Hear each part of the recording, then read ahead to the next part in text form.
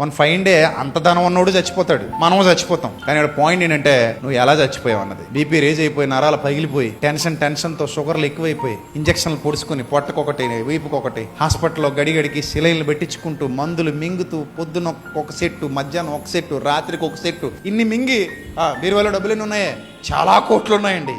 ఏం చేసుకుంటాం చూసారా? నెమ్మది లేకుండా విస్తారమైన ధనం ఉండడం కంటేనట యెహోవా యందలి భయభక్తులతో కొంచెమే ఉంది, హాయిగా తింటున్నారు, ఇలా పడుకోగానే నిద్ర పట్టేస్తుంది, పొద్దున్న లేచినప్పుడు ఆడొస్తాడు ఈడొస్తాడు, ఆడికి వాళ్ళు ఈడికి వాళ్ళ భయాలు ఏవి లేవు. కాలు మీద కాలు వేసుకుని 80 ఏళ్ళు 90 ఏళ్ళు బతికి చచ్చిపోతే చాలదా దేవుని సన్నిధికి వెళ్ళిపోతే? బాబోయ్ నాకు అలాంటి జీవితమే ఈ తండ్రి, అంతకు మించిన గొప్ప జీవితం ఇక్కడ ఏమీ లేదు ప్రభువా, నాకు తెలుసు, నాకైతే అలాంటి జీవితం చాలు ప్రభువా. భక్తుడైతే అలాగే అడుగుతాడు, నేను అదే అడుగుతాను, ప్రభువా నాకు అలాంటి జీవితం చాలు, తలకాయ పూట్లు ఉండకూడదు, ప్రశాంతంగా ఉండాలి, తిన్నది అరగాలి, తినడానికి ఏదో దొరకాలి, అంతకు మించి మనకేం అవసరం లేదు. జీవితం సాపీగా పోవాలి. నువ్వు ఇచ్చిందే నాది, నువ్వు ఇవ్వంది ఏది నాది కాదు.